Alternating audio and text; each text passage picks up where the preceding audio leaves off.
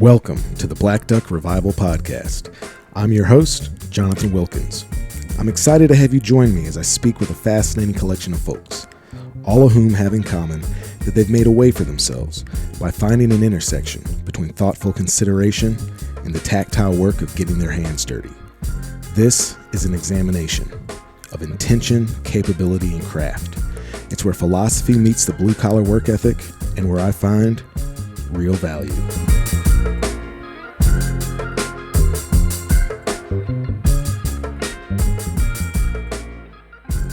Hey everybody. This week on the podcast, I'm joined by Drew Wilson, currently a resident of Russellville, Arkansas. Drew is a really phenomenal visual artist. He works across a pretty varied cache of mediums, but I guess his primary art form is tattooing. He's a working tattoo artist. He also makes just a ton of really cool posters and stickers. He does some skateboard decks, occasionally a t-shirt. He's done belt buckles. He'll talk about that a little bit in the interview. But I've known Drew for a long time. He's a local guy. He was a skater kid and a musician and a tattoo artist. And he just recently got off of this year-long trek with his girlfriend Katie, where they traveled around the country with an Airstream trailer and a truck. And Drew just kind of fly fished his way to all these really beautiful locations in, the lower 48. And, he would stop and visit with folks, tattoo for a few days to fill the coffers, and then go back to this really intentional way of living. He's also just one of the more thoughtful people that I know. I just use the word intentional, but that's kind of the word that comes to mind with this guy. He's, he kind of has an ethos and a code of ethics, and he follows them very strictly.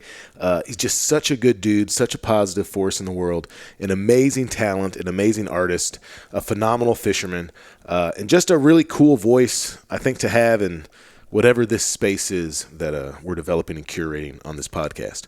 So I'm so excited for you to listen to this conversation with my friend, Drew Wilson.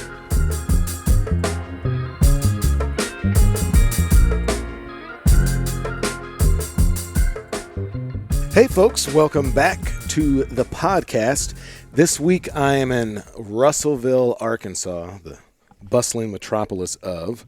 I'm at the residence of one Drew Wilson, who you might know from Instagram as Drew LR. Drew is a tattoo artist, not a graphic design artist, but what would you call your other art? How would you describe that? Lowbrow fish art, maybe. I don't. But But so you're doing prints, stickers. You've done some T-shirts, but not a ton, right? Yeah. Just whatever the medium is at the time. I did some belt buckles, but not just product wise. I've just style wise, just lowbrow, just poor man's fish art. Also So we're going to get more into that, but as your profession, right? Your main profession, you would say you're a tattoo artist?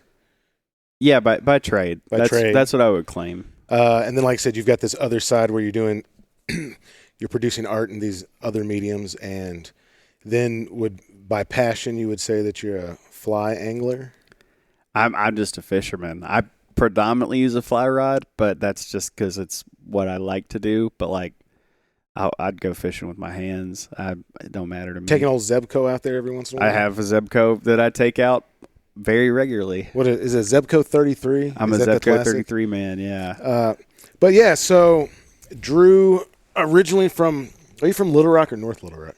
I grew up all over that area. Okay. I had one of those families that moved we moved a lot. We weren't military or anything. We just weren't doing very well. So we were always moving, dysfunctional, I guess. All right, but so Central Arkansas. Arkansas. If you don't live in Arkansas, North Little Rock is a separate city on the opposite side of the Arkansas River. Whole different vibe, too. Yeah, very much so. It's not just a direction in Little Rock. But, man, you've just kind of come back to Arkansas here after you've been here for what, a couple, 2-3 months back? 3 months as of yesterday. Yeah. And then before that, you just did this kind of epic year traveling around, tattooing enough to pay the bills, and hauling this really palatial Airstream around, and just fly fishing and tattooing and, just bathing yourself in freedom from every direction. We made it a little bit over a year on the road. Our goal when we left was like, we're going to do 1 year at least. And about 10 and a half months in, we knew we were going to have to get off the road from some family health issues. And then we were like, well, we're going to stick it out. We're going to make it to at least a year. And so we hit that year mark and basically headed straight home from there. So I think a year and 4 days on the road, a year and 5 days. That's pretty awesome, man. You were just saying before we started recording that you guys never stayed in a hotel. You never got an Airbnb. You spent the whole time in the camper. Whole time in the camper. You know what? I kind of misled you there, though. There is a family in Red River, New Mexico, who invited us to come stay and said they had a place we could park our camper. And when we got there, they were like, well, we have a cabin that we rent that you guys are more than welcome to stay in, because they didn't have hookups for the camper. Mm-hmm. And so we ended up staying in the cabin. So we stayed out of our camper for about 5 days in this cabin in Red River. And it was our first few weeks on the road. So it was like right in the very beginning. And we learned then that we didn't need to stay outside the camper because our cat wouldn't adjust to like being in a new house immediately. He just howled for days. And so after that, we were pretty dedicated to being like, we're only going to stay in the camper if we can. Did you have to hook that up? Did you have to have electrical, or did you have a generator on board, or what? No, just electrical. You hear about people going and living on the road and all the preparation that they do, and all my preparation was from someone who's inexperienced with large campers. So I didn't have a clue what I was doing, and so something like getting a generator was something I didn't even consider for months because we bought that camper, worked on it to get it ready to live in. Aesthetically, we didn't even have it like actually ready to go as far as like the guts and the working sections of the camper. And so we just left with that thing having no clue what we were doing. And it was months before I even thought about a generator. I didn't even have the right plugins. I didn't have the right sewer hoses. I didn't have anything correct. But to answer your question, it's 30 amp is what we had to have, but I didn't even know that in the beginning. I literally would show up at a campsite and just be an idiot and not know what I needed and I would go buy things to see if they would work, and they wouldn't, and I'd go return it and buy something else to see if it would work because I had such limited knowledge of how RVs work. Well, a lot of those campgrounds too, you'll pay for more juice, right? So won't there be a variance? And some sites do have different prices based on the level of hookups they have. So you might have 50 amp sites that are more expensive, but most of the time you're pulling up and it's you have your little electrical area and it's got options. But I just had adapters towards the end of it so I could run off anything. And so I would show up to someone's house and plug into a 20 amp with a 30 amp adapter. 30 amps pretty standard though for smaller RVs. We actually needed probably a lot more for the size of our camper, but it's just an old camper, so they didn't do 50 amp then. That's kind of a misnomer saying it's just an old camper, because it's a super cool camper, right? It's what is it, a 34-foot Airstream Excella 1994. Bohoed style. That's what my wife said. Oh yeah, she said it's boho inside. Katie would take that as a compliment. Yeah. It's it's very obvious that a woman with some taste, some style put it together. Yeah, it wasn't like a chubby, bald, tattooed guy. It's a woman that was pretty stylish. Well, we're Marianne and I we're doing some work on our camper, and I've never done anything on it, right? I got it. It smells kind of mildew-esque in there, and I just, when it's 20 degrees outside and I got a church full of duck hunters, it's a great place for me to be because I got some privacy. I can get heat. If the water line doesn't freeze, I can get hose water in there and make coffee. But Yeah, it's not going to fly for Marianne being in it. That's how it was for our situation. I didn't actually want to live on the road. I wanted to move to Utah, and it ended up getting proposed from Katie because she didn't want to leave Arkansas permanently, and she was worried if we moved to Utah that we'd end up having roots there.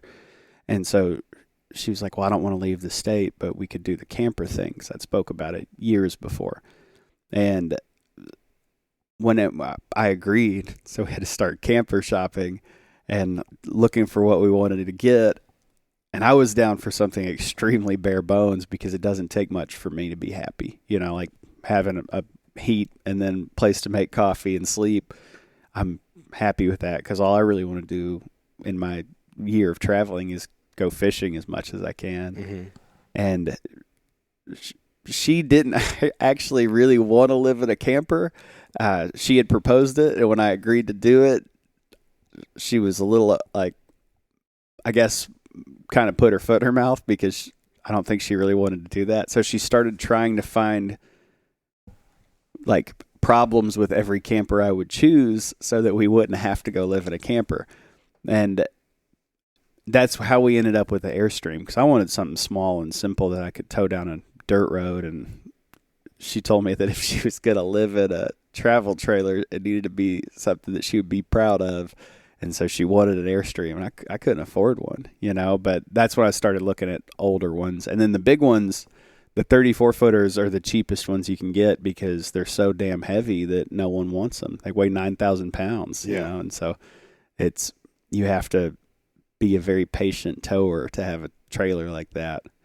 I can talk about trailers all day, so if you need to direct me away from it. Well, no, I think it's, you know, like, so I did that, basically I did a month in my van and fixing to fire that thing back up and do a bunch more of it this fall and winter. And yeah, man, I mean, honestly, I'm very happy with that setup. There's a few tweaks I'd like to make to it, but I mean, I like that small, just, you know, it's like being a hermit crab, right? You got your house on your back and it's super mobile. And even though it's a big, long, you know, it's like a big church bus or church van. 24-foot? I mean, I don't know how long it is. It was a 15-seater. You know, probably if you put 24. But, you know, just like the old style, it's a Dodge, so it's a B3500, but, you know, it's like the old E-Series Ford vans. Yeah. And it's kind of a lot on the road, you know. It's big and long enough, but if you turn 36 times, you can get it turned around on a dirt road, right? Like, you don't have 35 more feet behind you plus 6 feet of tongue.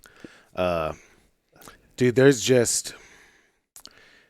a frustration and an anxiety to, like, pulling something that big around. And then even having a tow rig that's capable of it, like, still you're going up mountains, you're going slow. Oh man, I drive so slow. I'm the guy that's creeping up the mountain that makes everyone so mad.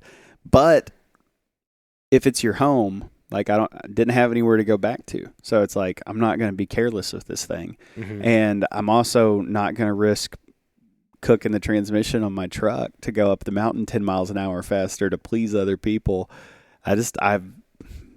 I got everything I need and everything I own in that vehicle and in the trailer. So it's like, I just drive slow, man. I was 55 all over the entire country. And then some mountains, I remember us going up this mountain pass in Montana that I think I was going like 22 miles an hour because I didn't want to put it over 2,000 RPMs. That truck's old.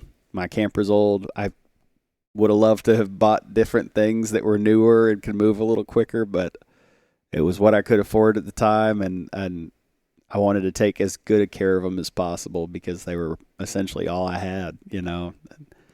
Katie didn't know anything about towing, and so I had to plan all the routes also so that we didn't get in any hairy situations. Talk about turning around on a dirt road when your rig's 57 foot long and there's no way to see behind it. You know, those Airstreams are so dense and it's old and no backup cameras or anything like that. You just got to be so careful with all that you do.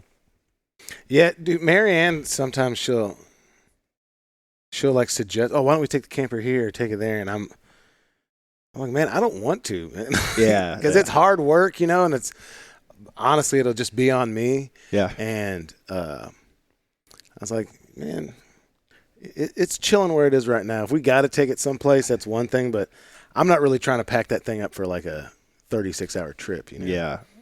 Something more substantial is different. But, man, there's lots of interesting stuff to talk about with your life. But so I was thinking about this coming up here.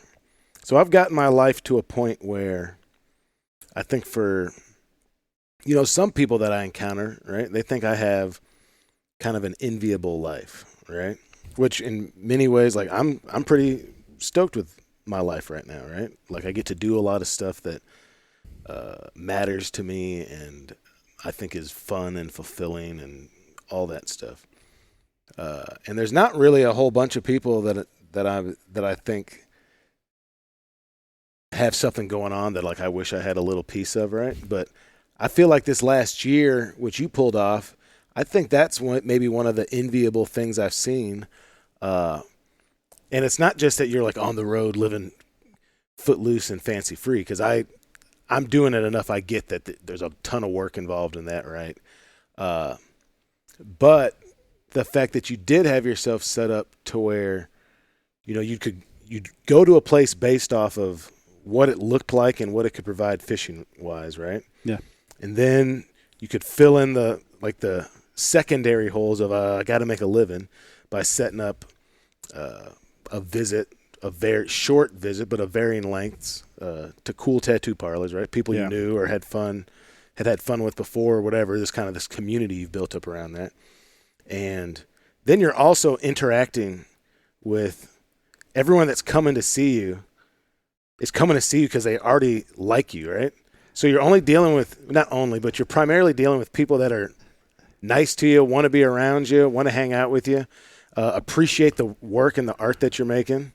And then you get to go to this boho style camper and trout fish, right? And, if anyone listening follows Drew,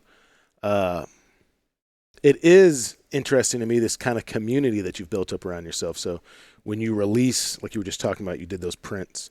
When you release a piece of art, and you kind of do some smaller scale, limited edition things, like people jump at the opportunity to have that art. So, I mean, look, I'm talking about the social media side of stuff that I see, but it seems like a pretty validating life. I had no intention in getting into the position that I'm in. It was like not a planned thing. It just kind of happened. And I feel very lucky, absolutely, because I have a lot more freedom than your average person. But I don't have children, and I don't have ambition to ever be like truly wealthy. I don't have health insurance, and so like when it comes to like definitions of success, to some people I might be really killing it, and then to other people I might be kind of flailing. But I feel like the community that I have is the thing I'm most lucky to have.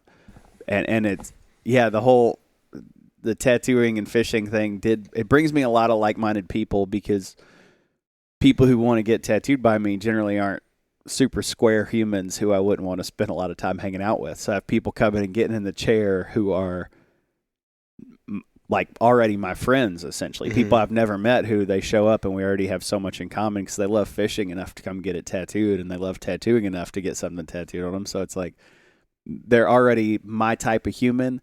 I also feel kind of like I'm in an echo chamber sometimes because I surround myself with so many people who are a lot like me as far as that goes. But being able to show up to a place like Montana or Port Angeles, Washington, a small town I've never been to, and have a full clientele of people who already know all the best fishing spots, who are happy to sit down with you, it's like the one thing I have that I'm like the most excited about, having that level of community accessible to you. And yeah, social media is something that I don't enjoy, but those free apps on my phone do give me a really unique. I shouldn't say really unique. I always say that. My mom would get on to me. She'd be like, it's either unique or it's not. It can't be really unique. But I have a unique situation because of that, because of social media, which is silly to say. Being a guy who has bodysuited tattoos and grew up in punk houses and things like that, you wouldn't think a free app on your phone would dictate so much of your life. Well, I've thought about this a lot, especially coming out of that kind of punk rock ethos, right? And maybe I'm romanticizing this, but I do feel like I kind of got to experience the kind of the last of the old days with that stuff, right? Like the way that playing in bands and house shows and touring and all that stuff used to be, which is not how most people gain success in music now. Yeah. The like beg, borrowing, and stealing to be able to record a record, and then driving around selling CDs out of your car, like all that stuff. It did build. I mean, I don't even know if it's a thing anymore. It started as like a photocopied kind of newsletter zine, and then it turned into a website. It was called Book Your Own Fucking Life. Okay. And this is 20 years ago now. It was like the heyday, but it was just like, it was a list of all the different towns, right, that had scenes. Yeah. And this was largely like kind of punk rock. It was, I don't know, maybe it crossed into some of that. There was like that anti-folk, just people playing an acoustic guitar and yelling kind of stuff that was going around, playing on pickle buckets. But, it's like, so sometimes it would be like cool, like legitimate clubs, and sometimes it would just be house shows. And you are always constantly having to rifle through them because half of them it would only work while there was these certain roommates that like to throw house shows. Right? Yeah. So it's like that house that made that zine may have been ended 2 months before you ever got your hands on the zine. So well, the zine was like a national thing, but that house, so like in Central Arkansas, right? So Conway, right, where we both were, right? There were places like the Faulkner House, the White House, the Yellow House. Yeah. Pretty simple names. Yellow House, Blue House, White House, Faulkner House. Yeah, the White House was the one that was over by Hendrix.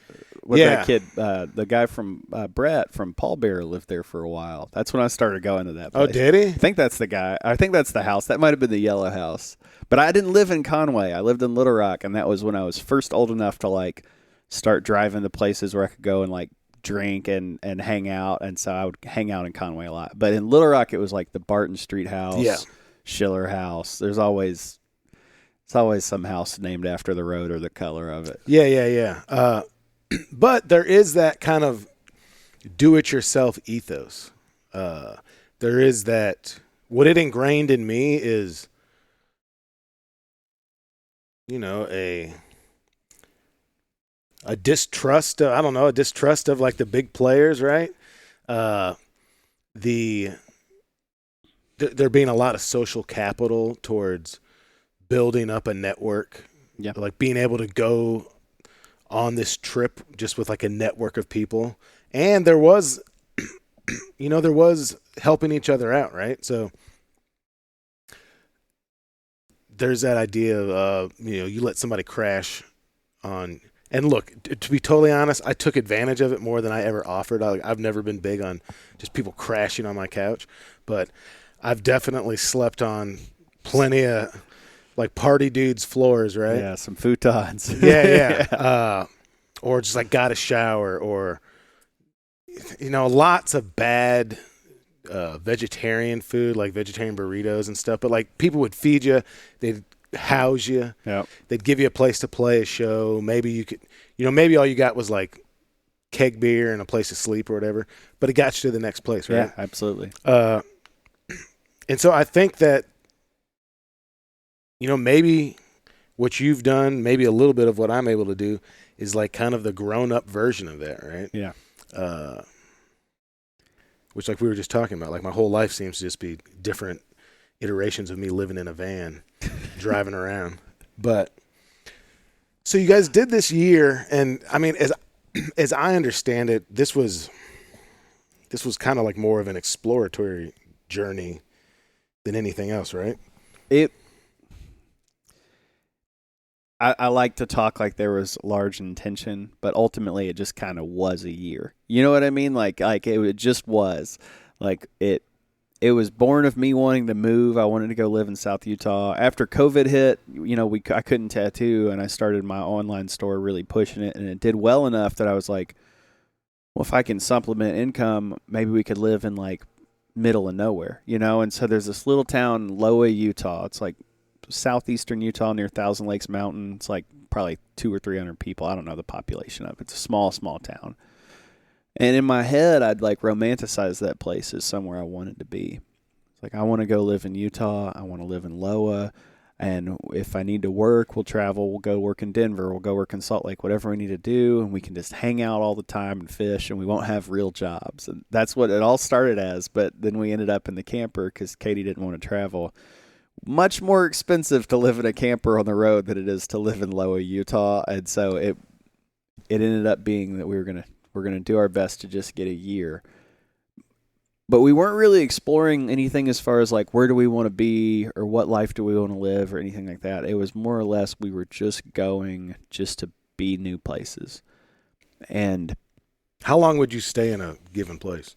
So there's where a lot of my issue was, because like you should stay somewhere for 2 months. Like that's how long you should go and stay somewhere. If you really want to know the area, like at least 2 months. But because I didn't know what I was doing and I didn't have the foresight to like really plan, we would stay some places for 5 days. Sometimes we'd stay somewhere for a month. The most time we spent somewhere, I think, was 7 weeks in South Texas. And that was just because it was winter time and I couldn't get an RV spot anywhere else. Because there are so many people traveling now. And then you have your snowbirds who come from like Michigan and Minnesota down to the coast for the winter time and stay in their campers. And those are all retired people who plan years in advance. So they're like, they have those spots booked every single year. It's their spot. And I just didn't know any of this stuff. So we got out on the road and we start trying to go to towns like Bozeman. It's like, oh, we're going to go to Bozeman. Let me call and get an RV spot. You can't do that. And I didn't know that you have to book an RV spot in Bozeman a year in advance. And I thought I'd just call the week before I got there because I'm out trying to pursue freedom. I'm not trying to plan a year in advance. And it really shot me in the foot because we wouldn't get to spend time, the amount of time I'd want to spend in the places we wanted. So we really ended up highlighting smaller towns, not cities. So it'd be like a town that no one had any reason to go to, and that's where we would be. So I didn't tattoo as much as I thought I would because there weren't tattoo shops in places like Plains, Montana, or Arco, Idaho, whatever little town we could end up, because the cities that had the shops, I couldn't get an RV spot close enough to. Mm-hmm. But it was all like product of poor planning and me not understanding the level of freedom that you don't have when your trailer is so big. Like you talking about doing the van thing. The van thing is where it's at because you can park it anywhere. You can go into any city. You can stay in any parking lot. You could do anything like that. So as far as you don't have to plan in advance, but when you have a 57-foot rig total, you got to think really far in advance, and I didn't do that. And sometimes I would get a campsite that would only be available for 3 days. And it'd be like, okay, well, we can be here for 3 days, and then we're going to have to move. And so because of that, we just moved so much. The times that we did stay somewhere for a while, we stayed in Tillamook, Oregon for a little over a month. And that was our first time to just be somewhere a month.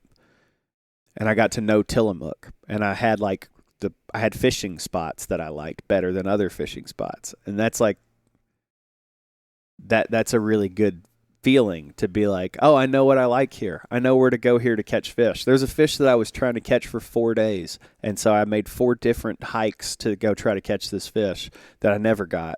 But I didn't get that experience at a lot of places because we were so busy trying to get so much into a small period of time. I think we averaged 10 days in an area, and that's not the way that you should really do it. Yeah, there's some freneticism doing it like that. To where, yeah, if you had it set up to where, man, I got a place to be for 2 months, which I'm sure to do that, I mean, if you're just renting an RV spot, right, that would get kind of expensive. Yes and no. There's cheaper RV spots, and we found one in South Texas. I said we stayed there a while. The reason is because I found an RV spot that was $400 a month with all utilities included. Mm-hmm. But then you go to Glacier National Park area like Kalispell, Montana, and in the middle of summertime, if you can find an RV spot for under $100 a night, you're doing very well. I think I paid $130 a night to stay in my own camper in Kalispell, just to have a place to park and plug in. And I thought it was ridiculous, but then I looked up how much hotels cost, and like the Motel 6, that's like, essentially the worst motel in town, was like $300 a night because it's just prime time for Glacier National Park. But it can get expensive. I think moving often is more expensive. A lot of places give you a monthly rate, and I also didn't know that in the beginning, that if you can get a monthly rate somewhere, that's a much better thing to do than paying nightly. Or, I mean, I would imagine that you could, especially as you built up communities and knowing people, like there's people that have 20 acres that you could set up there or something. Yes, and that did happen. Our problem with that is that our camper's 9,000 pounds, and it has a very low clearance, and it's old. So, like, it was really difficult for us to maneuver through a lot of the places that you would have to go when someone says they have a bunch of acreage you can stay on. Mm-hmm. Because if there's a quick turn or a quick incline, you can bottom your camper out or get stuck. And so we were a little limited, but we did get to stay on some people's land. When I saw you in Montana, we were staying in front of the house of those people in Three Forks, Lyle and Angie. That was through the shop. I'd never met them before. I was talking to a guy who owned a tattoo shop in town on Instagram, and I told them that I didn't think I was going to be able to come because I couldn't find an RV site. And he was like, well, you can park at their house probably. And I met them when I pulled up to their house with my camper to live in their front yard. How long did you stay there for? We were only going to be there for like a week and a half. We stayed there almost a month. We were there for 3.5 weeks. And I was like, they let me give them utility money and things like that, which they didn't ask for. They're just so hospitable. But we were pulling up as strangers, and like they flew and visited us in Texas when we were there. They're like our good friends now. Mm-hmm. And at first I was worried with, it's called mooch docking when you do that. So there's boondocking where you go like stay in the middle of nowhere with a generator and no hookups, and you just kind of are self-contained. But when you're on someone else's land using their stuff, it's mooch docking. And with that, I was always worried about wearing out my welcome, because it's like you want to carry your weight, So I show up, I'm like, here, let me give you utility money, let me do this. And a lot of people will try to be hospitable to a point that you'll inconvenience them. You know what I mean? When someone comes to your house and you're like, make yourself at home, and you don't want to give them like hard guidelines, and they try to be a good guest, but you're just so hospitable that you end up making them a bad guest. And so I was worried about that, where people would be like, we don't want to take any money from you. We don't want to, help with utilities, even though you're using my utilities. And so I would just always have to like force it. But yeah, no, so you're talking about not wanting to overstay your welcome at places and like people trying to over accommodate you. Yes. And that, it's just a thing. It's like, I always thought it was a Southern thing, like Southern hospitality, but it's not. It's just like human nature to be kind to a point that you end up getting mad at the person you're being kind to because you gave them too much. You know what I mean? And so, yeah, anytime that we would go anywhere, I'd always show up, and if we were mooch docking, it'd be like, let me give you some utility money right off the bat. First thing I do when I get there, here's money for utilities. That way this doesn't get weird between us at any point. just in case we're here longer or anything like that. And if we're here too long, I'll give you more money. And if you need me to leave, just tell me and we'll go. That was the only like mental deterrence from mooch docking, was that you don't want to step on anyone's toes. But we ended up having that happen, like not stepping on anyone's toes, but we ended up mooch docking a pretty good amount. And because of social media, I would have people I'd never met reach out to me and be like, well, you can park at the house for a few days, or you can park on my land for a few days. And ended up making a ton of friends, from it, and going to people's homes and thinking that you were just going to be using their yard, and end up hanging out with them every single day, which was real cool. That couple there in Three Forks, Lyle and Angie, almost every day that we'd sit out front in lawn chairs and just hang out. And I didn't plan that when we rolled up, but very thankful that it got to happen. That, again, comes from the community of fishing and tattooing kind of tied together. Well, there's probably some like escapism too, for folks that are leading lives with more stability, right? Oh yeah, Lyle's an engineer. He's an electrical engineer, and so he doesn't know necessarily his boss's boss's boss. And like when I was there, he got a raise, and he lives a life that I actually don't understand, because I've never taken that traditional approach. And he's a super cool dude. He has a really cool life. He gets to drive all over Montana all the time for his job. But even then, for me, it's more conventional than I'm used to.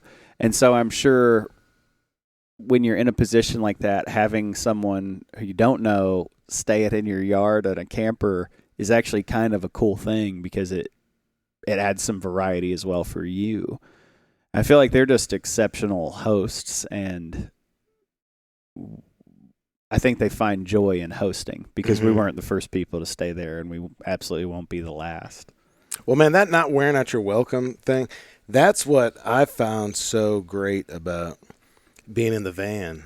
Because there was like one night where everything had been going great.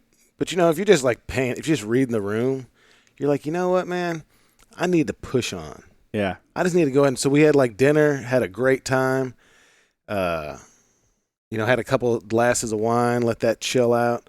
And then I rolled out at like 9 o'clock that night. Yeah. And I only made it like 45 minutes down the road. And then I hit a snowstorm, and it was too hard to drive in. So then I pulled over 40 feet off the road and, watched 10 minutes of something on my phone and went to sleep. Yeah. And you weren't wearing out your welcome. And you might not have been. You might, sometimes reading the room and like picking up on body language like that will shoot you in the foot, because it could be that the person just had dinner and or just has something else on their mind, and you're not necessarily wearing out your welcome. You might have pieced out too early, but the beauty of the van is that you have the freedom to go anywhere and still have your house, and so with that, like, I also only had to consider myself. Like, it's just, like, I'm like, man, I could go wherever. I got sandwich meat in the cooler in here, right? I got coffee. I got a debit card, so I can get gas in this thing. Like, yeah. Which I don't have kids again, but having to think about my partner and then our animals, and like having a cat. So like I can't sleep on the side of the road. So if because our cat will freak out every time a car drives by, because it moves the camper, and cats don't do well in unstable environments. So like, man, if we would have not had a cat, it would have made our lives so much easier. But yeah, just having to have the forethought to be like, we have to have a place to park that's quiet and level and stable. I just wouldn't do it again like that. If I was to travel full time again, it'd probably only be if I was by myself, and I don't see that happening. I'm about to get married, and so I'm not going to have that individualism, I guess, ever again. But if I was to do that, if I was to try to be on the road full time, I would want a small trailer or a van. But like a little casita or 17-foot trailer that you can bump down a dirt road, that would be a good thing to have. But the big one's not the way to go. Again, man, like, I'll talk about trailers all day, man. Anyone who wants to listen to me talk about trailers, I will talk to them about trailers. Well, you know what I do think is actually important about it is just kind of reminding folks there's a cost for everything, right? Like there's everything cool that someone's doing, there's a price. Absolutely. And it's often a financial price. Mm-hmm. So you look at what people are doing and it's like, man, that looks awesome, but I can't afford it. What I did, the financial cost wasn't what you would expect because I got old things, and we live pretty cheap. But we had a lot of hard learning to do. And as I said, I didn't know anything about travel trailers. And so the first time, like we get our travel trailer, and Katie will hopefully forgive me for this, for saying this, not for doing this, because I have to forgive her for doing this. But so we get our travel trailer. It's got a bathroom in it.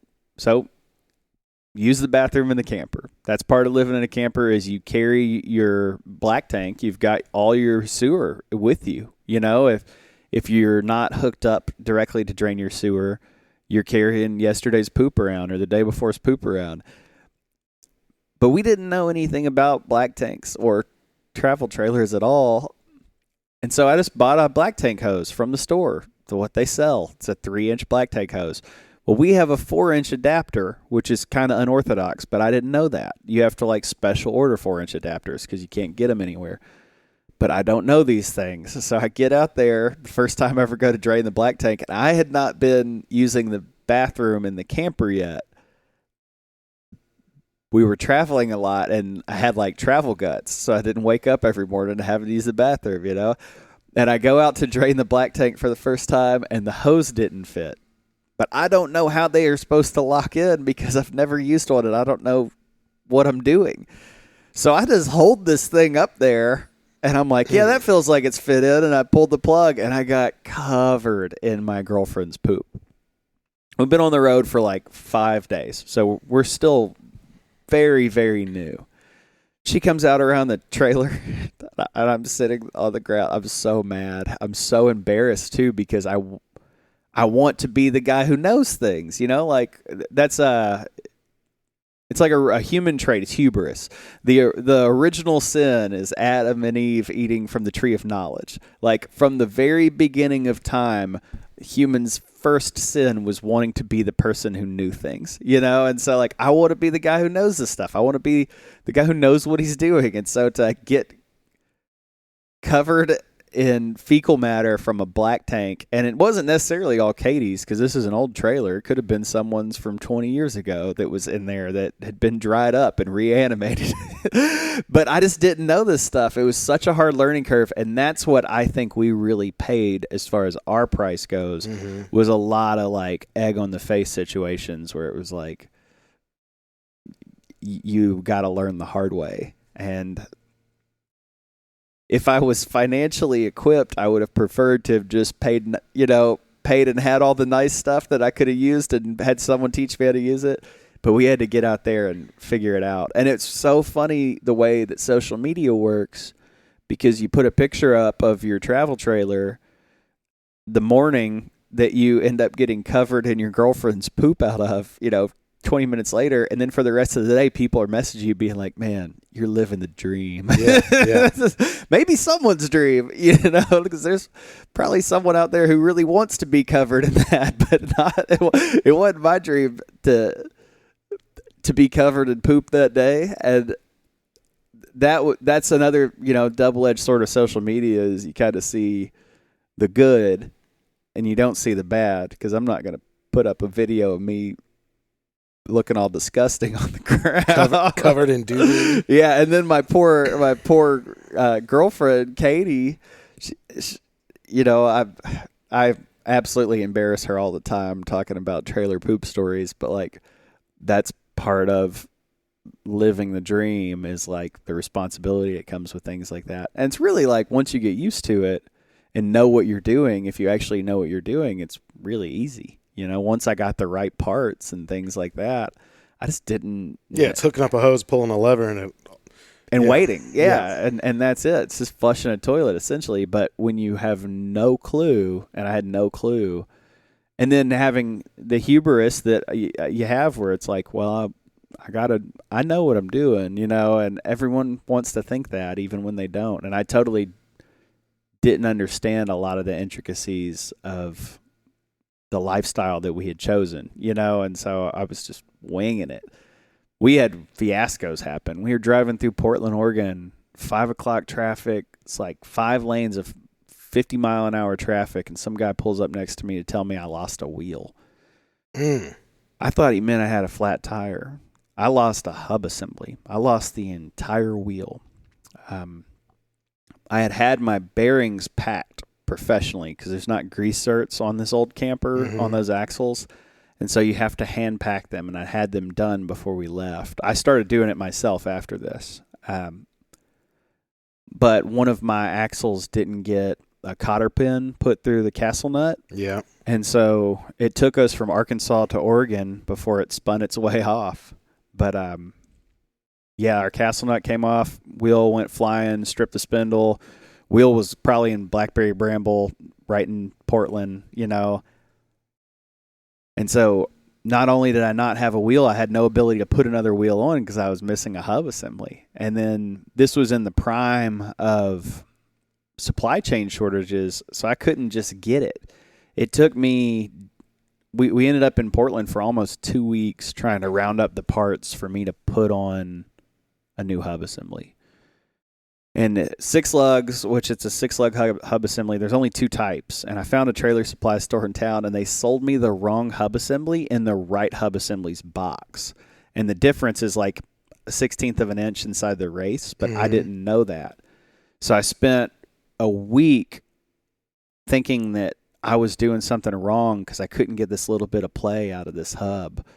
I was afraid to drive it. And I'm glad I didn't because it was the wrong hub assembly. It was finally like a week later that I took one off the other side and wiped all the grease off of them and measured everything. It was like, oh, man, those guys totally screwed me, and I had no idea. And I went back, took them the hub assembly, and they argued with me that it was the right one until they measured them. And they're like, oh, well, I guess it was in the wrong box. There's like no accountability. Yeah, of course not. Yeah. But that was just like the fiasco of living on the road and learning how to do those things. Also, there was so much cool and unique stuff that happened, though, that told you that's where you're supposed to be. So that hub assembly gets lost, and I go looking for it. I'm trying to find my wheel. So I'm we're actually not in Portland. We are right over the bridge in Vancouver. So there's the river. It's a river city. Yeah. But I see downtown Portland from where I was standing, And it see the tents. Yeah, I know. For miles, well, luckily in Vancouver, it's not quite as bad, but yes, and it's so gnarly up there right now. So I run back to go get my wheel, and I'm going to look to where it had come off, and I'm like not even a half mile from my trailer, which is on the side of the road in heavy traffic, and I look up and I see that there's a truck pulled over behind my trailer. Katie is there by herself. And I got really nervous and worried because it's like, well, she's on the side of the road by herself. Anyone could get her in that trailer, So I start running back. I'm like, I have actual fear. And my eyes aren't good enough for me to see that she's still standing outside the trailer talking to someone.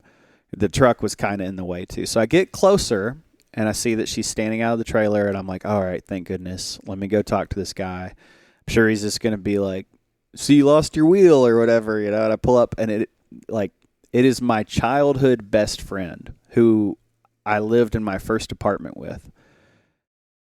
We were less than a mile from his house when we lost the hub assembly and broke down on the side of the road.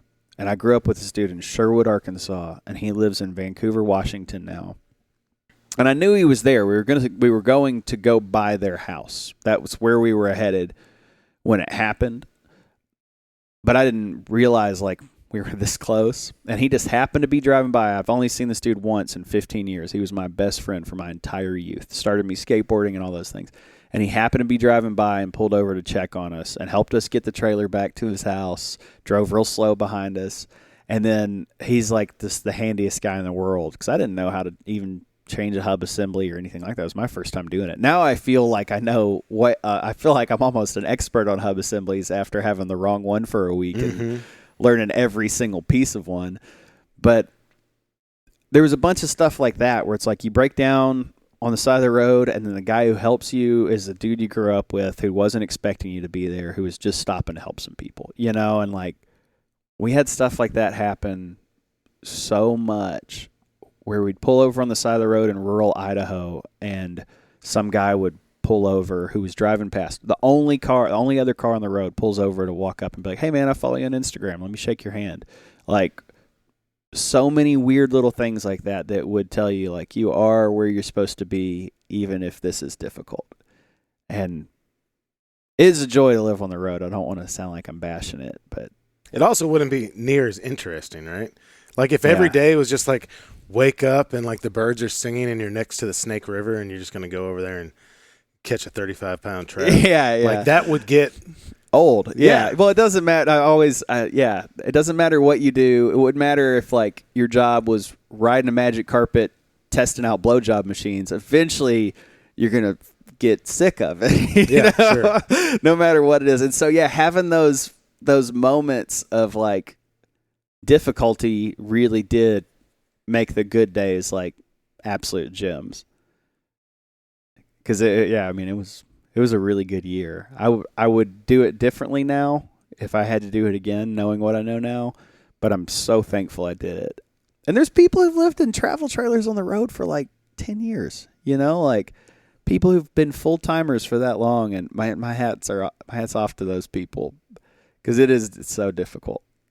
Well, the thing too about driving big stuff is it's really intimidating at first. Yeah. And then it's always weird to me when you just kind of cross this threshold and then you realize that you're not freaked out. Yeah. There were times, it was like 2:00 in the morning and I was, like the driver for the fire truck was sick that day, so I bumped up. So normally I was a hostman, but I drove plenty. And it's like 2 a.m. and you like just got woken up by an alarm, and 30 seconds later you're driving like 60 miles an hour in the rain, just like flying down Canis Road in a 48-foot truck too, dude, with 500 gallons of water with air brakes. I mean, you should have to have a CDL to drive that. Yeah. You don't if you're on the fire department. Just, driving around, going through tiny places. And, shoot, full disclosure, man. Like I nicked a few things at the fire truck. There was like a couple very small fender bender type things. But, yeah, man, you get used to it. And then, or I remember just anything that seems hard at first. I remember one of the first times I went into the woods, like at before daylight to like get set up to go bow hunting. Yeah. And like how how like unsettled I was. And I'd hear things and I was like kind of afraid, right? Yeah. Now I know, it's either a possum or a coon or a deer walking around in the dark. There's it's not a grizzly bear in Arkansas trying to get me. But yeah, man, you do hard stuff until it's not hard anymore. And things being hard makes you appreciate when stuff seems effortless. I feel that you should do hard things till they're not hard anymore and then take on more. Yeah. And I've never been good at like being like, all right, I got this thing figured out. I'm good now. It's like, all right, now I got to try something different. And that's where I'm trying to figure out where to head right now, essentially after moving here. Oh, segue, man. Yeah, segue. So we've been talking about pooping and stuff for a while here with the campers, but we haven't really talked very much about the fishing part of stuff.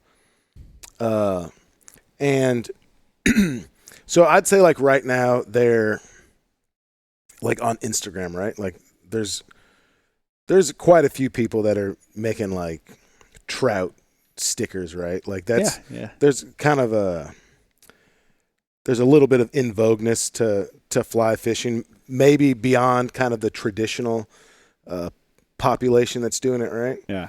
Like you don't present as like a river runs through it type of guy, right? Yeah.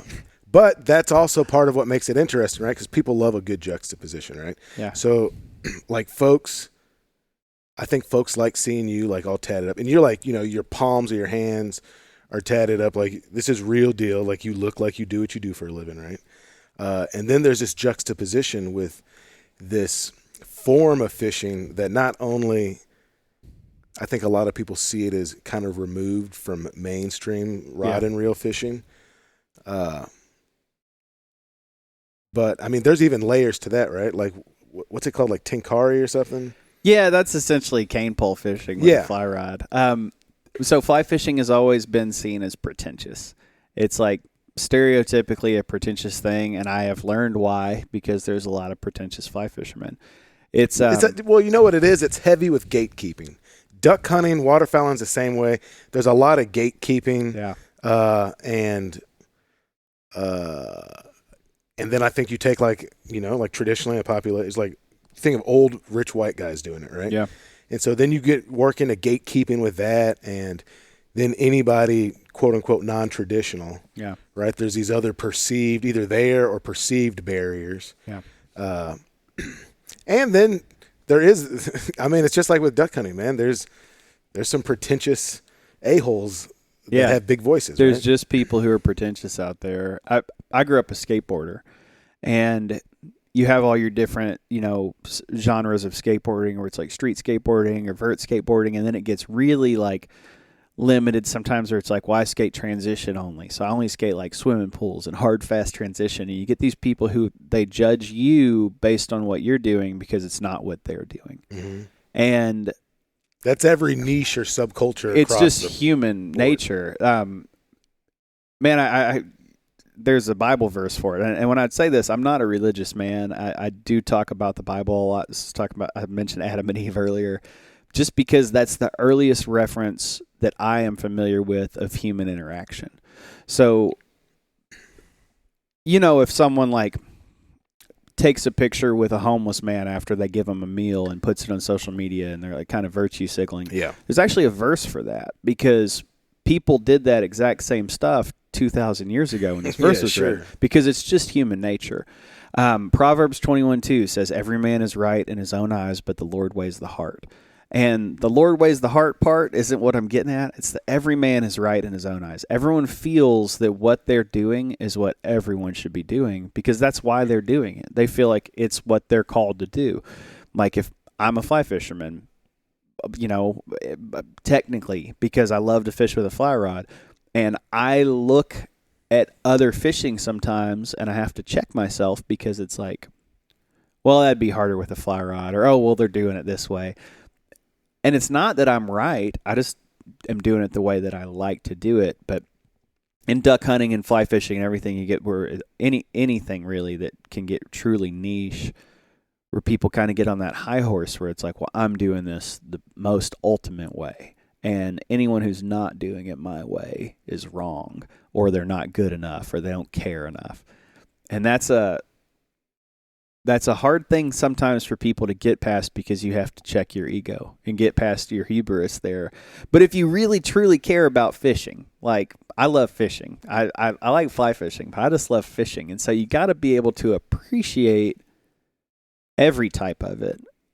Just like if you really like skateboarding and you see some kid who's doing his first kickflip or whatever, you should be just as hyped for them as for anyone, because if you truly love it, then you should love all aspects of it. You shouldn't try to control it and make it only, the way that you see it. Try to make everyone understand how you do it is the right way. And I think that's a poisonous mentality. And in fly fishing it is a pretentious sport traditionally, because there's so much of that. There's so much of like the mindset that this is the way it has to be done. I'm sure with waterfowl it's the same thing. But if you want to approach something effusively, you should approach it in a way of like general open-mindedness and be like, man, I love fishing and you love to hunt, and like trying to tell people they're doing it wrong. As long as they're following the rules and not poaching, don't bother me if they're doing it different than I am, I don't really know how to even think about it. But yeah, we were talking about me being a very tattooed fly fisherman and how it's kind of a funny thing in a pretentious sport. I get that vibe from people sometimes, particularly going into fly shops or talking to people on the river where people want to flex their knowledge and tell you what you're doing is wrong or how you could be doing things better. And because I look the way I look, a lot of times I'm going to get talked to like I don't know what I'm doing because I don't look the part. I was fishing the Little Red River here in Arkansas probably about 6-7 years ago. My buddy Ryan Burke ties flies, and he's fished that river forever, and he's a really skilled angler, just really fishy guy. I don't call a lot of people fishy. He's very fishy. And Ryan was meeting me in the parking lot to sell me some flies. So we were like doing like a drug deal essentially with flies, where I told him, tie me a couple $100 of flies or whatever, and we were meeting to do this deal. And I just had a really cool moment where I'd like walk down to the river and I was throwing like a big sculpin pattern on like floating line. You shouldn't have been doing what I was doing. I was basically just messing around, but I thought it would work. And I caught like a really old, large brown trout, like probably a 10-pound fish. It was a big fish. It was like 27 inches, but Little Red River fish are really tall. 27-inch fish on the White River might be 6 pounds, but on Little Red, that's a 10-pound fish. And some older guy comes up to us in the parking lot, and Ryan, who's a professional fly tyer, is there selling me flies, and I just caught this really old brown on foot. I wasn't from a boat. I didn't have a guide. I did it myself. And this guy comes up to us and starts telling us how what he's selling me isn't going to work, and that we need to be using this egg that he ties and this thing that he ties, and these are the colors. And then it's like, man, you're walking up to two strangers you don't even know to tell them that they're doing something wrong because they're not doing it the way that you did it. But I'm not here to catch the 10-inch rainbow trout that you caught. I'm here to catch that old brown trout, So like, maybe you're wrong. And I'm not going to spend my time challenging some 60-year-old dude on the river to think differently. But it is I think it's just human nature to think that way, to think that, you're right and the way that you do things is right. I know I totally got off on this tangent talking about juxtaposition of being a heavily tattooed fly fisherman. Go for it. But yeah, I think it's just human nature. But I feel like to be better, we should look past that and try to strip things down to their purest form, where it's like, man, I love fishing. I love tattooing. I love my job. I love everything about it. There are times that I find myself judging other tattooers based on the style of art that they do because I feel like they're doing a disservice to tattooing. But I also have to challenge myself to look at it for what they're doing and be like, well, they have really great application skills, and well, they're really good artists or whatever. And while I don't think this has integrity to last long term, they still have skills and they still deserve credit. And if I truly love this thing, then I should find something from them that I appreciate. Mm-hmm. Find something good from it rather than just trying to be a hater. In the pursuit of freedom, like the freedom to let yourself be kind, is something that a lot of people overlook. And that's something that I'm currently in pursuit of, trying to be better at that. Trying not to feel like what I'm doing is right and that everything else is wrong. Trying to feel like if I really love the things that I'm surrounding myself with, then I should be happy when anyone does them, no matter how they do it. I've never been like a big bait fisherman, like with what you do for going out for catfish and yo-yoing and things like that, like completely beyond me as far as like the understanding of it. But, oh man. But I love fishing, and I know I would have a blast if I was doing it. So why wouldn't I? So yeah, like the Zebco 33 we were talking about earlier. I use an actual button reel and like a traditional Zebco 33, and I go fishing with that pretty often now because I want to be back to my roots and I want to be back to like why I love fishing. And since we've moved here to Russellville, I've spent more time fishing locally with that little Zebco that I have with a fly rod. And I look forward to continue to do that because it's the purest form of it to me. Like people like, oh, what's the word? Things that aren't automatic, but it's not manual. Oh, my brain is eluding me. Fly fishing essentially is like driving a standard if you're a car guy. Mm-hmm. You know what I mean? Like you're one of the moving parts. You know what I'm getting at there, where it's like, all right, if I don't do these things exactly, this machine isn't going to work correctly. And so driving an automatic would be like the Zebco 33, and I learned to drive in a standard, but I still feel like I learned to fish with a Zebco 33. And so when I do that, I feel like I'm at the purest form. Rather, I like fly fishing. A lot of people call it a pure sport, and there's purists in fly fishing. They have all these high opinions of what it should be. But I think my purest form of fishing is walking a creek with a Zebco and throwing rooster tails for little panfish and whatever else will eat them. Yeah, man, and a rooster tail. I mean, hell, I got one tattooed on my wrist, man. I mean, it's like, it's a hell of a. You know what it is? It's the same thing. What you're talking about, that setup. There's a reason it's endured. Yeah. Right. It's like the shotgun I shoot.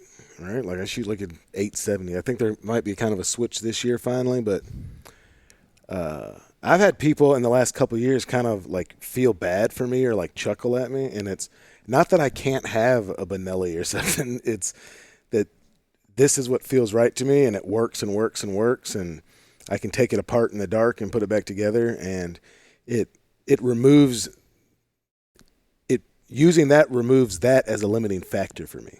Yeah. Right? There's lots of other limiting factors, my skill level, my ability to stay still, me being able to aim correctly, but that thing working, I'm never worried about it. Yeah, you don't have to question it. Man, let's talk briefly about fishing for tattoos. Yeah. Yes. You have to totally direct me, man. Also, I should say, since living in Russellville, because I don't know anyone here yet, when I am around someone who I like can have a conversation with, dude, I talk way too much. So if at any point you're like, "Hey, man, just shut up about that for a minute." No, this is literally this is what the podcast is. It's designed to just be a ramble. Okay, yeah, I went down to ICAST a couple weeks ago, and the first day I was so excited just to be around people that I don't think anyone even got to say anything to me. I was just like, "Hey, what's up? I'm Drew. What's going on? What are you doing?" I was just so excited. So the Fishing for Tattoos thing, it's a YouTube series I'm working on. I am still defining it and figuring out exactly what I want from it. And I have so many things that I'm always trying to do that I haven't really narrowed my focus to this. I don't know if I will, but essentially what I'm doing is I'm taking people fishing and then they're getting tattooed based on their fishing experience. And I'm letting the person determine, like them as a person, not like their choices, but them as a person determine what the theme of the episode's going to be. So I might make a bet with someone about if you can't catch this fish, you have to get this tattoo. Or I might ask them what they want tattooed, and if they say like a brown trout, I might say, well, I'll take you fishing for browns. If you can get one over 20 inches, we'll do it this way. But if you can't get one over 20 inches, we're going to do it this way. I don't want anyone to walk away from it with a tattoo that they're ashamed of. Mm-hmm. So I'm picking people specifically who are like, because I don't want any episodes to be the same either. So like I had one where I took a guy red fishing And I bet him that if he couldn't get a redfish over, I think it was 25 inches, he had to get a mullet tattooed. But he'd never been red fishing before, and we had terrible conditions. And it was like we're fishing from kayaks. Yeah. And it was hard work, but he ended up getting his fish. And I mean, I'm not going to make people a bet and then try to lead them in the wrong direction unless they're being arrogant. You know, he was there to learn and have fun. And so we got him on his fish, and we got him on a handful of good fish, and he ended up getting a little redfish tattoo. But then my second episode, I took a father and daughter fishing. She's 9 years old, and I guided the daughter, and we just tattooed her dad based on everything that she caught. So I'm not going to put that pressure on a 9-year-old to be like, you got to catch a big fish, because I want her to enjoy being there. So like she snagged a rock on bottom, and we actually pulled it up rather than just the fly coming off. A rock came up, and she caught a leaf. So he got a rainbow trout with a rock and a leaf involved. We try to involve the entire day, and figure out what his tattoo was going to be based on that. I've got a lot of plans for it. I had brought COVID home from ICAST, essentially. But I had a pro skateboarder coming out, David Gravett from Portland, and we had to cancel his trip the morning of the flight, which was a real bummer because he's covered in silly tattoos. And I was going to get to make him like a kind of extravagant bet to be like, if you can't catch a fish this big, you've got to get this dumb tattoo. And it was going to be my first one to really do just a good dumb tattoo, like a fish with boobs or something like that, you know, because he would have been stoked on it no matter what it was. Yeah. Whereas I would not let you tattoo a fish with boobs on me. Probably. I don't think I would. And you have to live with that one. I feel like this particular guy, David, I think he's got boobs and like 10 different tattoos on his legs or something like that. And so he wouldn't have cared. He would have just thought it was funny no matter what. Well, you know, that's a thing too with tattoos. Like, people do that so differently. Some folks, you know, like where you like put a quarter in and you like twist it and you just get whatever they give you. Get what you get. Like they get what you get, or and then you got to pay whatever $25 more if you want a different spin if you don't like that. Or there'll be like Friday the 13th tattoos, right? Or someone, I mean, there are people that just go in, just love somebody's work, and they'd say, "Man, whatever you want to do, I got a back. You put whatever you want on me, right?" And I sit around like I didn't get a tattoo for 7 years. I just like didn't have anything that made sense. And I specifically, I told someone this the other day, and it's just like what your influences are, right? Yeah. So I've never been like a sleeve guy, right? Like I started seeing folks, I don't know, maybe 15 years ago or something, I'd see somebody, and then 2 weeks later I'd see them and they'd have like a sleeve, like they sat down and they banged it out. Yeah. And like this is my personal opinions. I was always like, nah, man. I was like, you got to earn that thing and get a bunch of weird beaters. You got to get a bunch of crap. Yeah. I want to see your sticker collection, essentially. Yeah, not basically. your poster on your wall. I want the collection. Like, I'm trying to look like a door at a club, right? Yeah. Which is just, I mean, that is my aesthetic for it, right?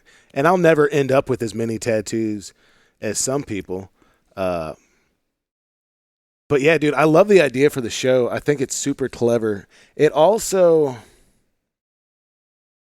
I think it's like, you know, pretty demonstrable of who you are, right? So it seems like a very honest snapshot of it. Like specifically the one with the little girl. Because yeah, I mean, that was just kind of like a nice heartwarming moment from a person that, like, you know, some people would think is scary looking, right? Oh, well, you know, it's funny.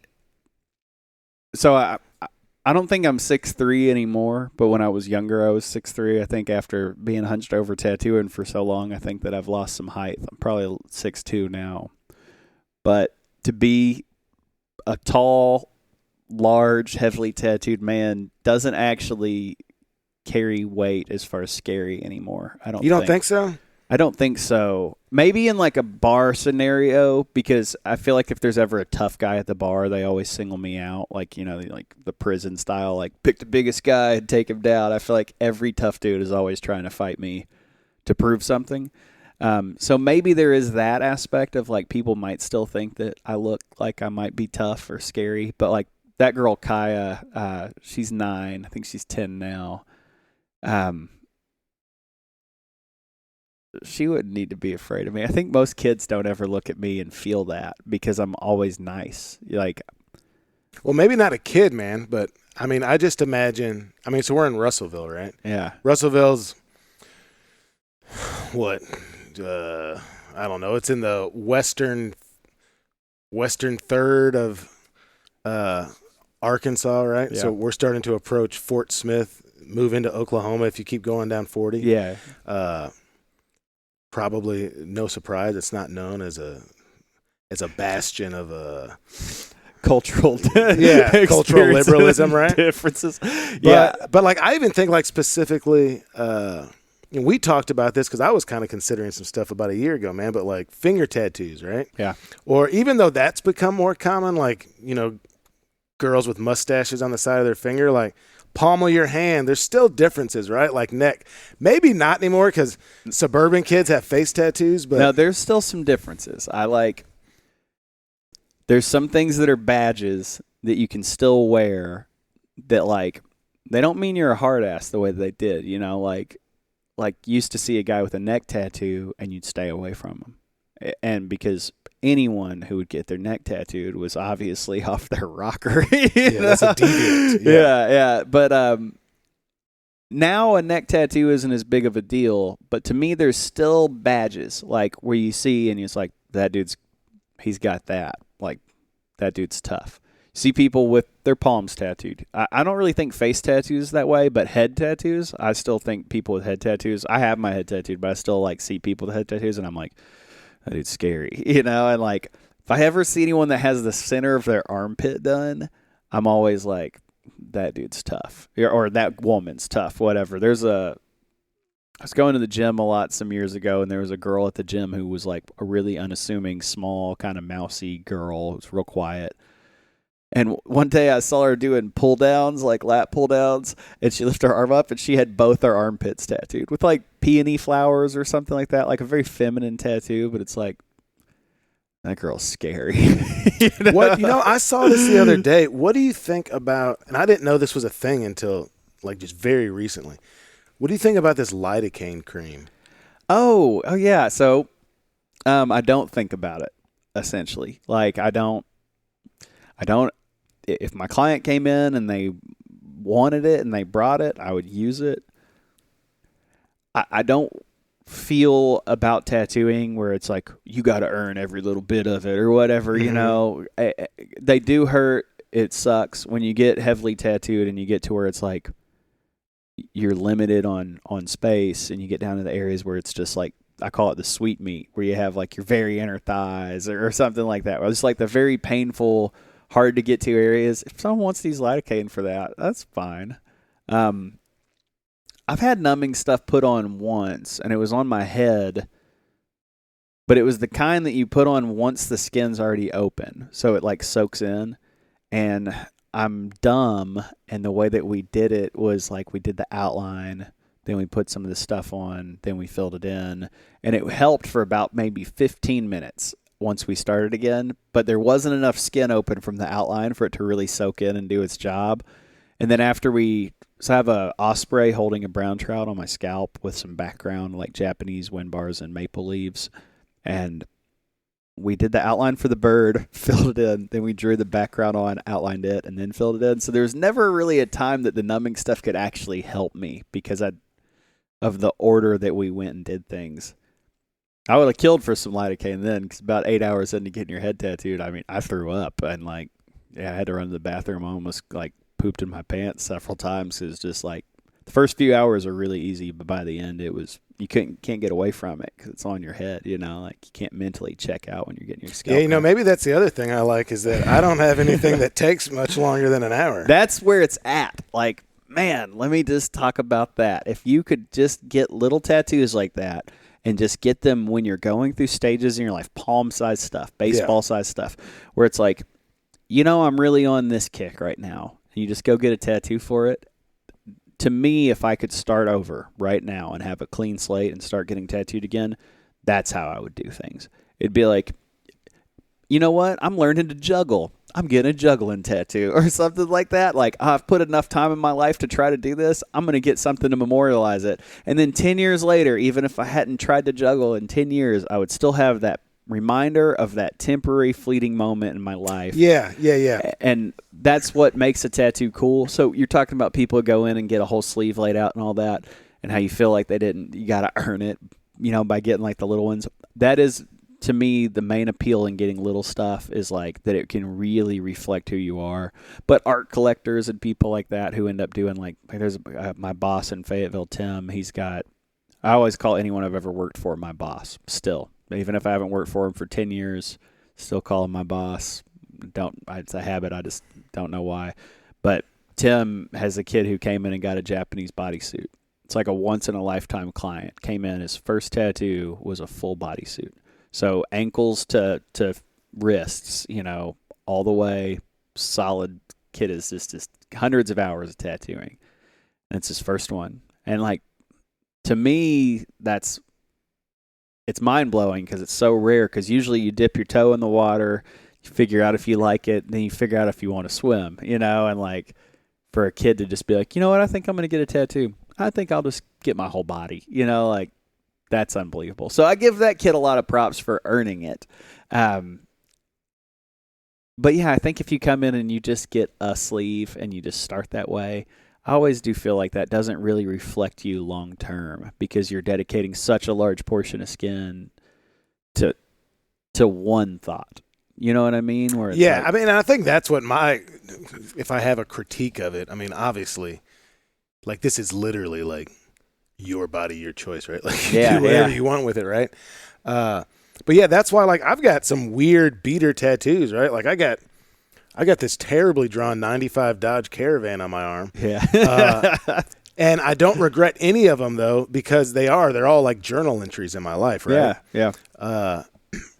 And I think that's just for me. So we're talking about all these incredibly intimate and personal ways to live a life, right? What you choose to do for a living, what you choose to do with your time, who you choose to spend it with. How you physically present yourself. Like, these are all personal choices. Yeah. And I don't know that, like, I was talking to someone the other day and they were, it was that quote about like, there's no original ideas anymore. The originality is like you taking these different influences and then smushing them up through whatever your, Play-Doh dispenser is. Yeah. And you just keep shoving more stuff in it. And so sometimes you get like the spaghetti that looks like rainbows, and then sometimes it's going to be blue, because that's the kick you're on. And to me, that's the interesting part of living and building and creating a life. But so you're doing this series. I'm interested to see where it goes. But you've got other stuff up on YouTube, right? So what's the YouTube channel called? It's just under Drewler, DRWLR. Yeah, so it's Drew LR, right? Yeah. Drew Little Rock. Yeah. My sister's name's Jewel. My name's Drew, obviously. My mom, when I was young, would get real, like, we were always bickering and fighting. I was not necessarily a problem child, but I wasn't a great kid. But we'd always be fighting, and my mom would yell at us. And she would call me Drool, like mixing our names up unintentionally. And it happened so much. And I'm from Little Rock. So when I made Instagram and I was like, I'm going to do this drool, spelling drool or drooler, like Drooler was taken. And so I was like, I'll do it Drewler.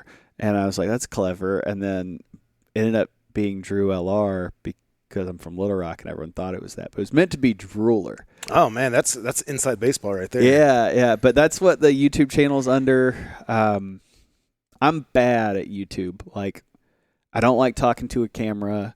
I don't like having pictures of myself taken, so like trying to be on camera talking is really hard for me.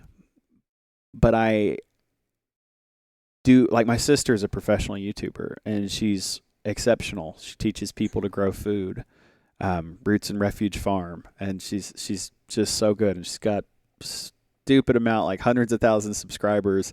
She kills it, and she was the one who suggested I make a channel. She was like, well, you live a really neat life. I think people would really enjoy it. But then I just document it so poorly. I'll film a lot. Like, I'll have a camera, I'll film all sorts of stuff.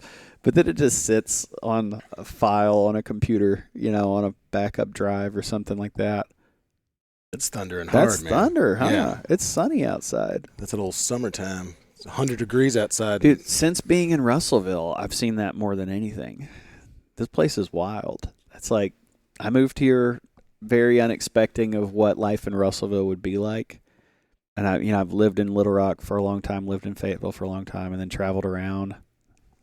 There's the formerly mentioned Katie Bean. Yeah, she's here. My bean. Okay, going to the shop. Okay. What's up?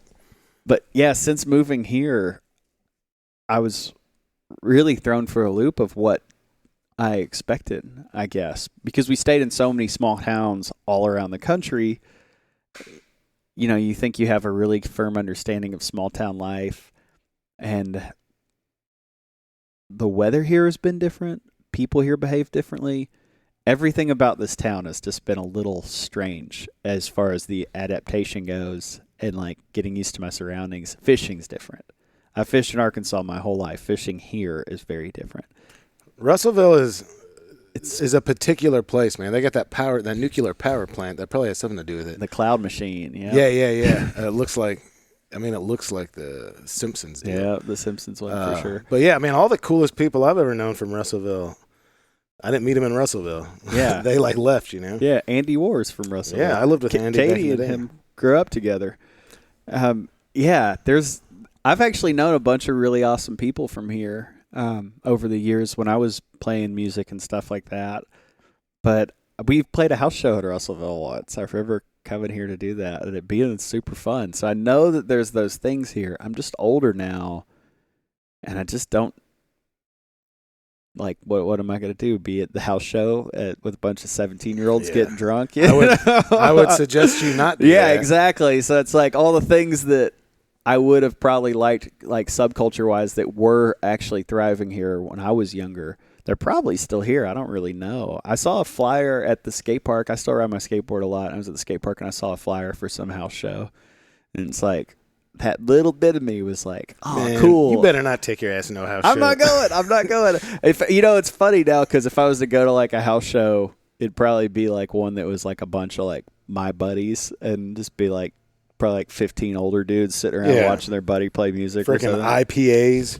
Oh, dude, I'm not an IPA guy. I drink malt liquor. Dude. Yeah, I did see. Yeah, you got those Mickey's grenades in your fridge. Man. Yeah. I don't envy that part of your life. I don't have an educated palate when it comes to things like that. And my mom said to me when I was really young, Red Bull had come out. You remember when Red Bull became a thing? Well, when it first came out, no one liked it. You remember the first time you had one, you were like, this is kind of weird tasting. Yeah, it is. Yeah, it is bizarre. But now you could drink one and not think about it. And at that time frame, my mom was dating a guy who would drink energy drinks. And he would say they're an acquired taste. Because I was like, I don't like the way that tastes.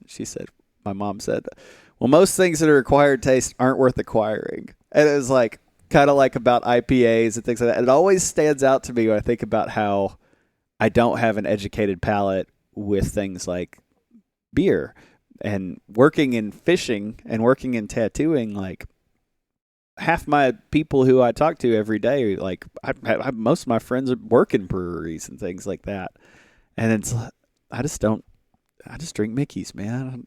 I'll drink. Well, yeah, Colt 45. consume what you like. Like I'm not an IPA guy myself. Really, man, I drink Budweiser and like Newcastle. Dude, I heard this old timer once. Like I've only heard it from one person in my life, and it was like a real old man. I heard him call a Budweiser a Getweiser, and it to me is the coolest thing that you can call a beer. Getwiser. Yeah, he had a couple of those Getwisers in him. Thought he knew something. You know? Yeah, like, man, that is just so good, you know. And well, you know, in the parlance of our times, man, like, and I don't mean a Bud Light. I mean like a Bud Heavy, you know, red label, glass bottle. That just like hits different, man. You know, like on a hot summer day, like Arkansas hot, you know, super humid, 100 degrees. You've been out there cutting the grass, and you go in the shot, and you know, like one of the things I like the most that I have is I have a shop fridge. Oh man, and it's, you know, if you open it up right now, it would be. I don't even think there's that many beers in it right now, but it's just like, I mean, honestly, it's usually like beers, dried blood or something. I've got catfish.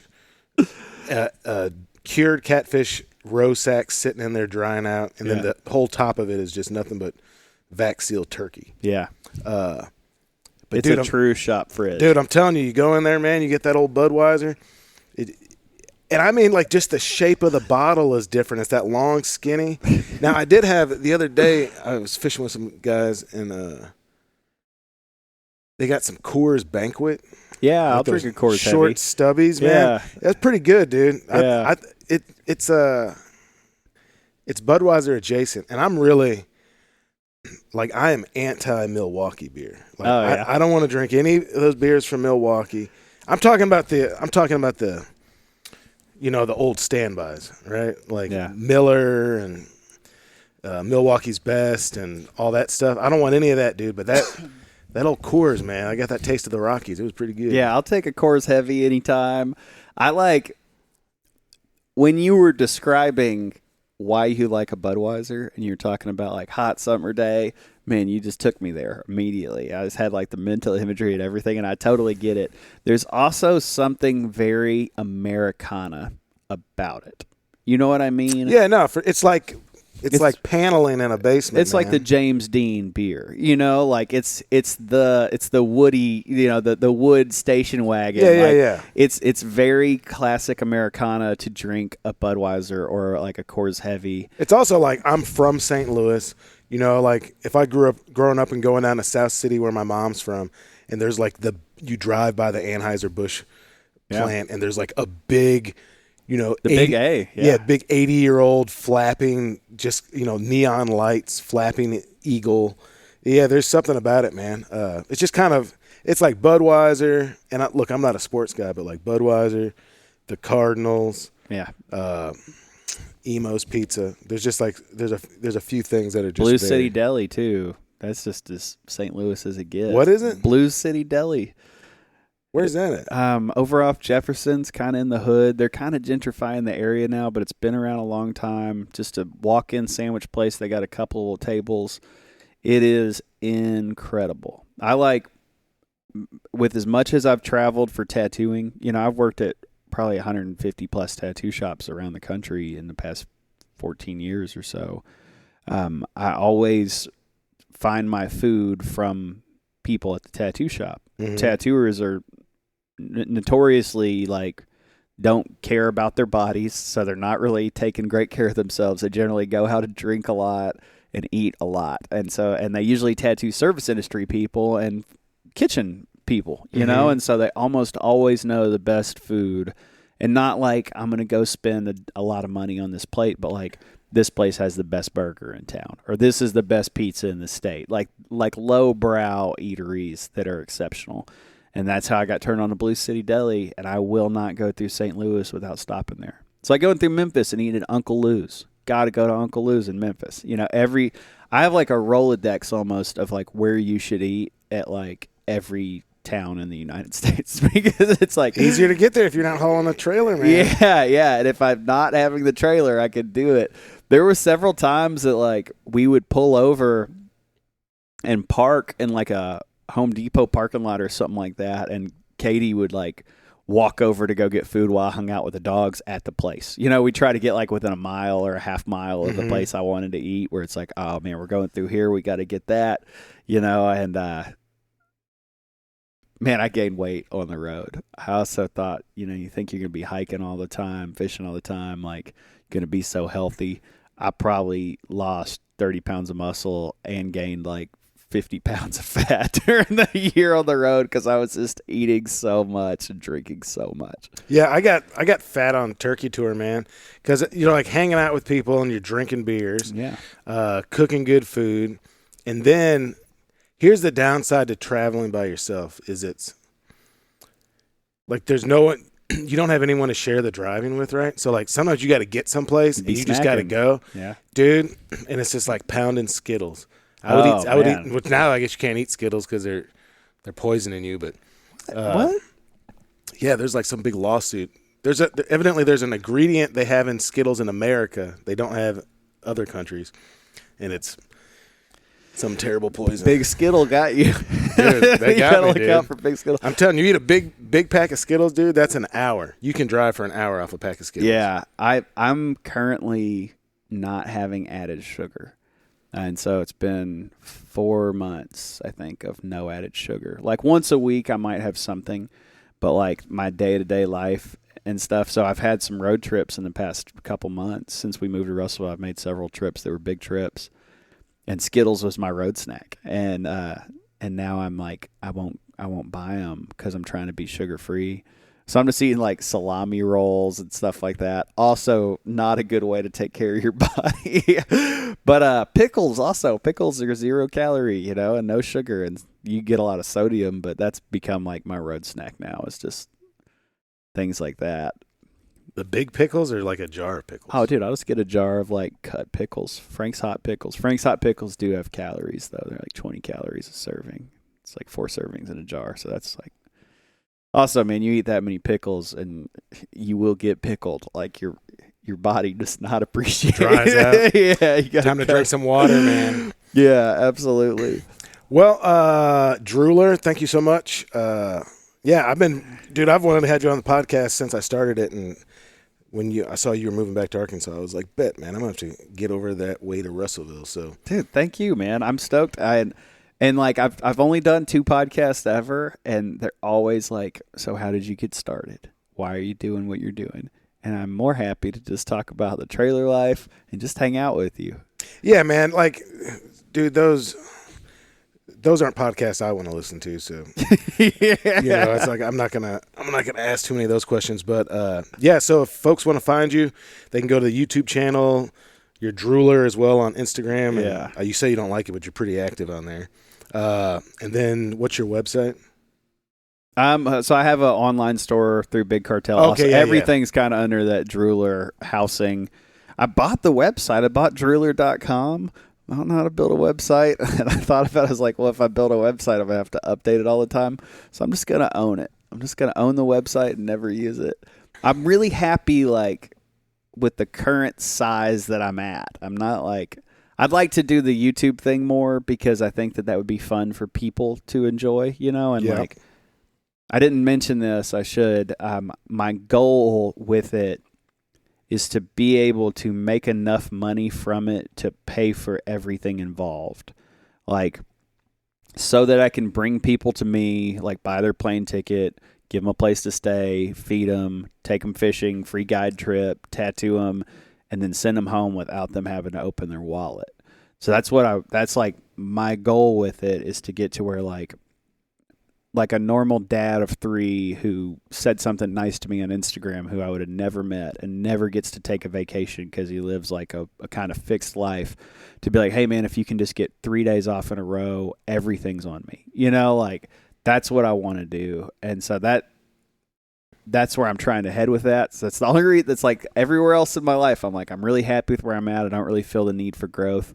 That's the only thing I really want to grow in, is doing the YouTube thing so that I can do that. So how cool would that be to just be like, someone hit you up and be, hey, I'm going to fly you across the country and take you fishing, and you get a free tattoo and you're going to have a really good time. And then you can just go home and go back to your life. And I think that would be such a neat thing. And so that's what I'm working towards. So if anyone wants to check it out, it's just Google Drooler and you'll find it. It's like an old fly fishing Willy Wonka, man. If I could be like the Gene Wilder Willy Wonka, that would be a good one. Yeah, that's the one I grew up on. Yeah. You stole fizzy lifting drink. Yeah. You get nothing. All right, Drew, thanks so much. And folks, thanks for listening. Until next time. Thank you so much for listening to this episode of the Black Duck Revival podcast. As always, it's produced by me, Jonathan Wilkins, and Brian Sachs. Go to the website. I've got waterfowl dates up there now. Just got a handful of them. I'll announce more in the coming weeks, but I think I've settled on doing a few less kind of commercial hunts this year and focusing on a few other projects that I kind of need to strike while the iron's hot on. But if you did want to get in, those spots are starting to fill up, so go ahead and take a look at those dates on the website. That's just blackduckrevival.com, and you can pay a deposit and get your spot reserved. Fishing trips are kind of going to start petering out here in the next month or two, but we can pick those back up next spring, so keep that in mind as well. You can always follow me on Instagram. That's just Black Duck Revival. And normally I make an appeal for folks to listen, tell folks about the podcast, share it, all that good jazz. And I absolutely appeal to your decency and better values in that enterprise as well right now. But I did want to bring up the fact that I am looking for some videography help. Specifically, what I'm looking for is someone who is capable of doing some traveling, rolling around to some different states with me in the van, and filming some hunting and cooking and hanging out with folks. So obviously I can give more details if you're interested. It's I hate to say anything's an opportunity because people present me with opportunities all the time, or quote unquote opportunities. But I think that what I'm trying to put together is pretty cool. And if you are interested, or you know someone who's interested, and it sounds like a good time to you, and it sounds like a project you might want to work with me on, please hit me up. You can find me on Instagram. You can call me, text me, send me an email, just blackduckrevival@gmail.com. But please, if you know folks that are interested in this, please send them my way. I'd say, I don't really have any real requirements, just someone who's good and competent with a camera. Maybe someone on the younger side that wants to hang out in a van and travel around and go hunting. I don't know. But yeah, spread the word on that. Looking for a videographer. Someone located in Arkansas would be great, but like I said, I'm going to be bebopping around, and so there's plenty of opportunities to meet up other places as well. Thank you so much for listening. We'll see you next time.